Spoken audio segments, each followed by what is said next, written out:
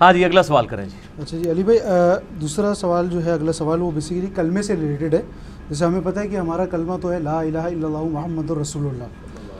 اچھا اس پہ جو ہے مجھے یہ بتائیں کہ شیعوں پہ بیسیکلی اب یہ بھی کنفرم کریں کہ یہ ان پہ ایک بیسیکلی الزام ہے یا وہ ہے کہ انہوں نے کلمے میں اضافہ کیا ہے. ایک تو سب سے پہلے کیا ہے کہ بات صحیح ہے، دوسرا یہ کہ کیا انہوں نے کیا اضافہ کیا ہے، ایک تو یہ ہو گیا. اچھا اسی طرح جو ہے بریلویوں نے آپ کو پتہ ہے کہ کچھ اذان کے سے پہلے صلاۃ والسلام اور وہ اس کو اسپیکر پہ کرتے ہیں، بیسیکلی اسپیکر کے اندر اس کو کرتے ہیں. تو اس سے یہ لگتا ہے کہ وہ ایک اذان کا پارٹ ہے. فار ایگزامپل اگر کوئی غیر مسلم اگر یہ سنے تو اس کو وہ تو سمجھے گا، وہ تو یہی سمجھے گا کہ بھائی اذان کا پارٹ ہے. تو اس کے بارے میں ہاں جی اس میں میرا موقف یہ ہے میرے بھائیوں کے، پہلی بات تو یہ ہے کہ یہ جو اضافہ ہے یہ سب نہیں کیا ہوا ہے. دین میں جو اچھی چیز کا اضافہ ہے وہ تو نہ کفر ہے نہ شرک ہے، زیادہ سے زیادہ بدعت ہے.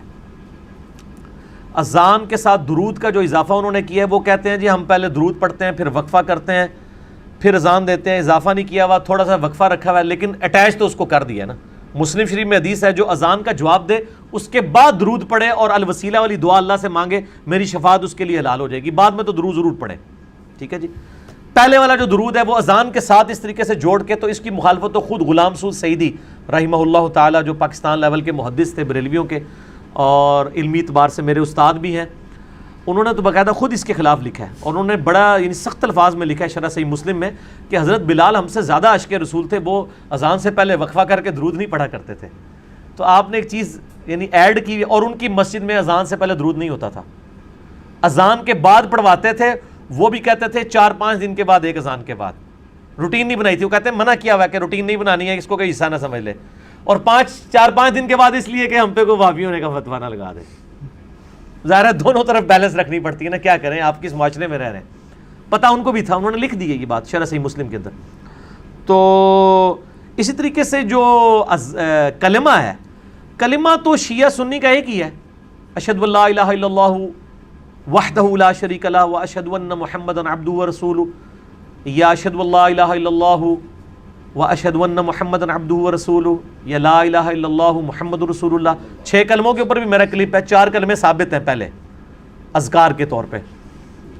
تو آپ لکھ دیں 6 کلموں کا ثبوت انجینئر محمد علی مرزا، تو نکل آئے گا وہ کلپ. باقی جو شہادت ثلاثہ اسے کہتے ہیں، تیسری شہادت، یعنی اشہد ان علی ولی اللہ، کہ ہم گواہی دیتے ہیں کہ علی جو ہیں وہ اللہ کے ولی ہیں. ہمیں اس جملے سے تو کوئی اختلاف نہیں ہے. میں بھی گواہی دیتا ہوں کہ علی بھی اللہ کے ولی ہیں، ابو بکر بھی اللہ کے ولی ہیں، عمر بھی اللہ کے ولی ہیں، عثمان بھی اللہ کے ولی ہیں رضی اللہ عنہم اجمعین وعلیہم السلام اجمعین. لیکن اس کو کلمے کے ساتھ ایڈ کر دینا یہ بدعت ہے، اور یہ خود شیعہ علماء نے اس پہ بدعت کا فتویٰ لگایا ہوا ہے. اسی لیے شیعہ اب تک جو نماز پڑھ رہے ہیں نا، اللہ کے فضل سے نماز میں شہادت ثلاثہ کوئی نہیں ہے.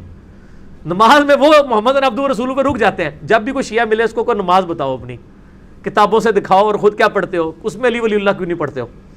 اذان میں تو ایڈیشن کر لی، وہ تو اہل سنت میں بھی بریلویوں نے درود شریف کے حوالے سے ایک وہ ایڈیشن والا معاملہ کر دیا. اور اس طریقے سے دیوبند اہل حدیث نے بھی ایڈیشن کی ہوئی ہے، وہ بھی جمعے کے خطبوں میں خلفائے راشدین کے نام لیتے ہیں. تو نبی علیہ السلام نے تو نہیں 4 خلفاء کے نام لیے، آپ نے کیوں لینے تھے، وہ تو بعد میں منع ہے. تو وہ جب آپ شیعہ سے بات کریں گے وہ کہتے ہیں آپ بھی جناب یہ جو حضرت ابو بکر کے لیے، عمر کے لیے، عثمان کے لیے، علی کے لیے 4 کے نام لے کے حدیثیں بیان کرتے ہیں، تو یہ نبی علیہ السلام کے خطبے میں بیان کرتے تھے؟ تو ہم کہتے ہیں نہیں کرتے تھے، وہ تو کسی ایک موقع پہ حدیث بیان کی تھی. تو وہ کہتے ہیں آپ نے بھی تو یہ ایڈیشن کی ہوئی ہے. یہ وہی بات ہے کہ بیٹا تو کیوں فیل ہوا، ابا جی تھوڑے دوست کا منڈا بھی فیل ہو گیا، آپ کے دوست کا بیٹا بھی فیل ہو گیا، میں بھی فیل ہو گیا، تو کیا کون سی نئی بات ہے، فیل دونوں ہی ہوئے ہیں. تو یہ چیزیں جو ہے نا وہ بدعات میں آتی ہیں. اس سے کوئی کلمہ لادہ نہیں ہو گیا، کوئی دین لادہ نہیں ہو گیا، وہ اسلام سے خارج نہیں ہو گئے ہیں.